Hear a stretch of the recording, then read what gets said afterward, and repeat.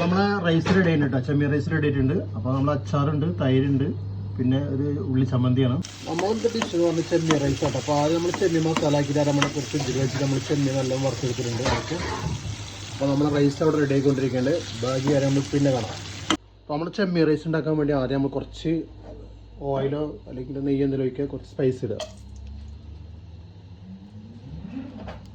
ഇനി കറിവേപ്പില ഉണ്ടെങ്കിൽ കുറച്ച് കറിവേപ്പില ഇടാം, കുഴപ്പമില്ല കാര്യമില്ല. നമുക്ക് കുറച്ച് സവാള ഇടാം, കുറച്ച് ക്യാപ്സിക്കം,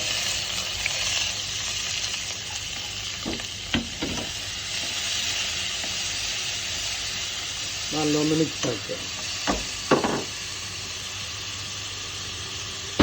ശകലം ഉപ്പിട്ട് കൊടുക്കുക. ഇത് നമുക്ക് 2 കോഴിമുട്ട ഇതേപോലെ, ഇത് നമ്മളെ സ്റ്റൈലിൽ നാടൻ മലബാറി കൊഞ്ച് തീയിലാട്ടോ. കൊഞ്ച് റൈസാണ്. തീയൊന്ന് കൂട്ടുക, പതപ്പിക്കുക.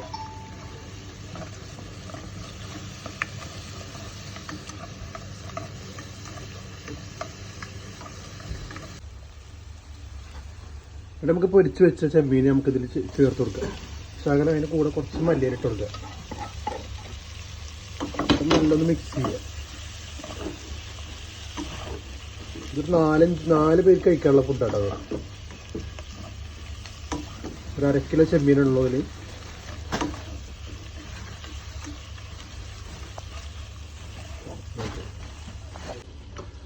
എന്നിട്ട് നമുക്ക് വേവിച്ച് വെച്ച റൈസ് ചേർക്കുക. അതിൽ ബസ്മതി ഏത് റൈസ് ആയാലും കുഴപ്പമില്ല. ഓക്കെ, ഇപ്പം ഞാൻ വലിയ റൈസ് എടുത്തിട്ടുള്ളത്.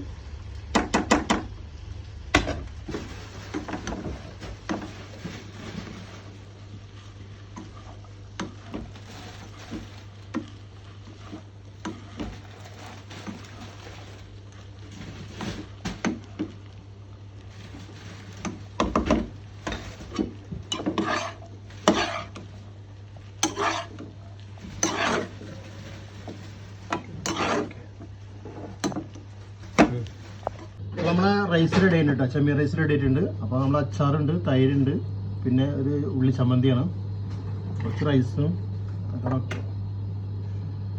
അച്ചാറും കൂട്ടി പിടിച്ചാണ്ടല്ലോ. ചെമ്മീനും കൂടി എടുക്കുക.